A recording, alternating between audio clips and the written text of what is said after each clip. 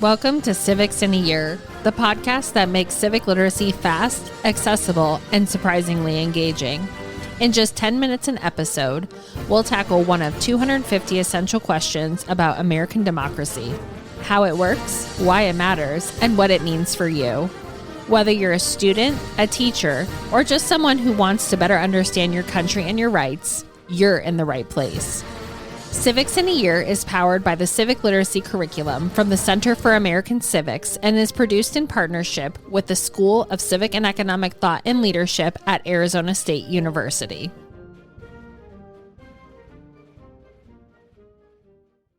Thank you. All right. Professor Barbas, thank you so much for being here. So we're talking about New York Times versus Sullivan. For listeners that are new to this case, what is New York Times versus Sullivan, and why was it such a pivotal moment for press freedom? New York Times versus Sullivan was a 1964 decision by the Supreme Court that instituted First Amendment protections in libel law. So before 1964, libel laws had been very strict. It was very risky for a newspaper to criticize a public official or public figure because they could be slapped with a libel suit and they had no First Amendment defense. So what Sullivan did was that it gave substantial protections to the press and really to all speakers to criticize public officials, to maybe make mistakes in the course of their reporting and still not be punished with a massive libel suit and libel judgment. So historians generally agree that this was one of the most important cases liberating the press in America and really for freedom of speech more generally. And for our listeners who don't know what the word libel means, can you define that for us? Yeah, so libel is written defamation. So a statement that is defamatory injures a person's reputation severely. So newspapers used to get sued for libel. They're still getting sued for libel when somebody complains that a statement issued by the newspaper has injured their reputation so severely that they've lost standing in their communities. So in your book, Actual Malice, it challenges some of the common assumptions about this case. What do people often misunderstand about Sullivan and the actual malice standard? Yeah, there are many things about the Sullivan ruling that are confusing. And one you just mentioned is the actual malice standard.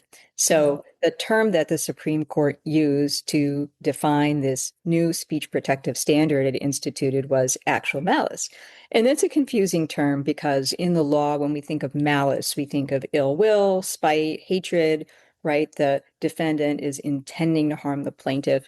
But in this context of First Amendment law, actual malice means reckless disregard of the truth.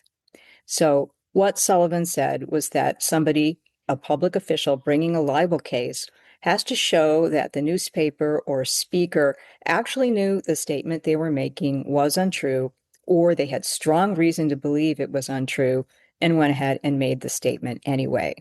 So we're not looking at spite, but looking at what the speaker knew or knew about the statement that they were making about the plaintiff.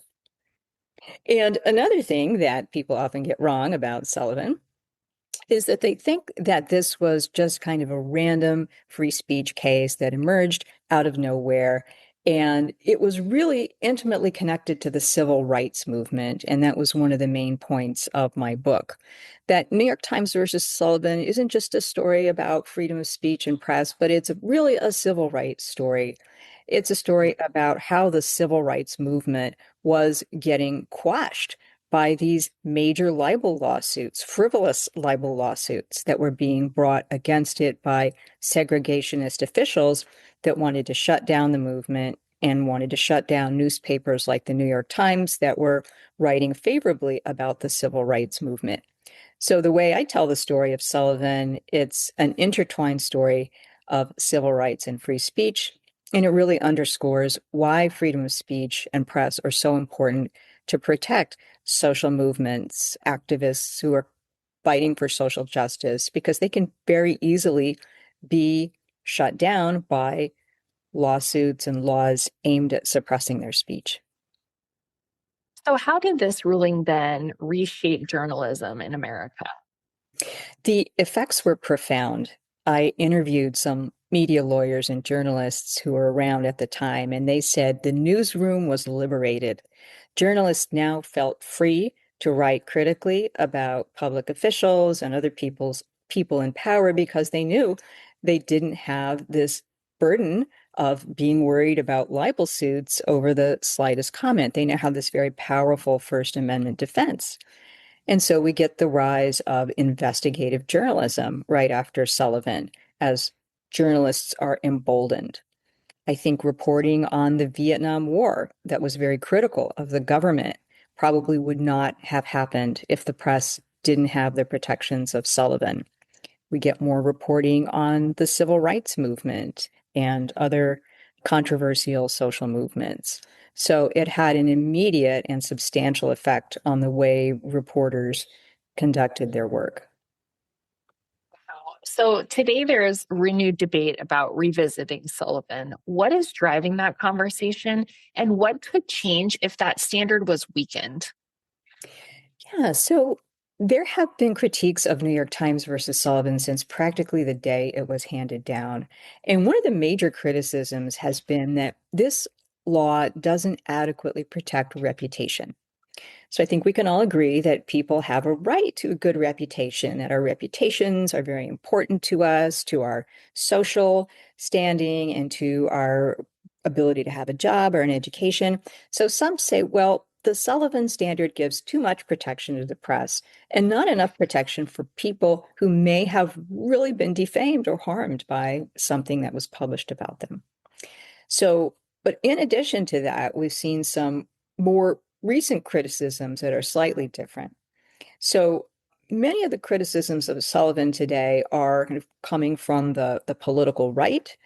And many on the right have argued that the press today is too liberal and left leaning, and they are unfairly criticizing figures on the right, and that this is an abuse of freedom of the press. And we need to change Sullivan to kind of correct that balance between press freedom and the protection of reputation. Some today have been making the argument that we live in a new communication environment compared to 1964 when Sullivan was decided. We now have social media. And as we know, social media can inflict very grave harms to people's reputations. Someone can be permanently defamed on a global scale, if something goes viral. So they argue that in light of those changes, we need to, again, rethink this balance and give more protection to people who have been harmed. And then finally, some are making an originalist critique of New York Times versus Sullivan. They are saying, if we go back and we look at what the framers of the First Amendment were thinking about, they never envisioned anything like a reckless disregard of the truth standard. Back in the day, libel laws were very strict. No one seemed to have a problem with it. No one thought that the First Amendment had anything to do with libel law.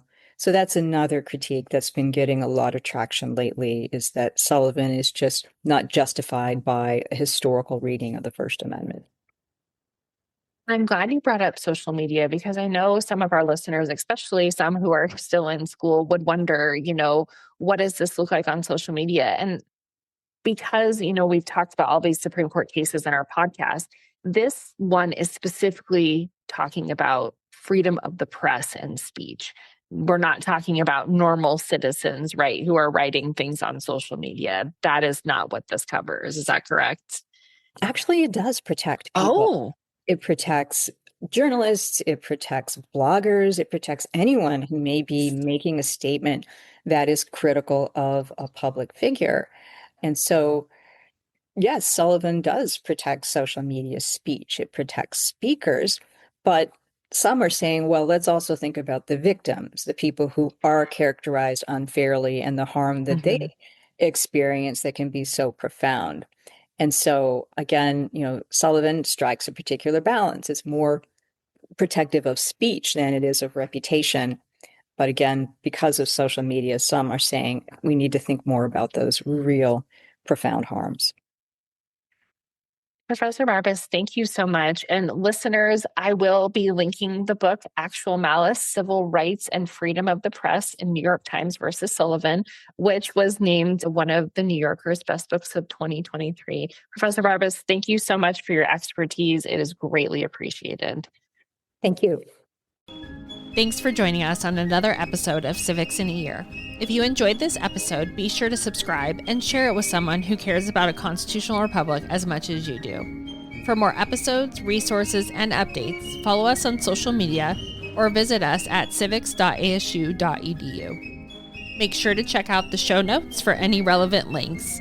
Special thanks to the United States Marine Band for their performance of the Stars and Stripes Forever. Let's keep building a stronger constitutional republic, one episode at a time.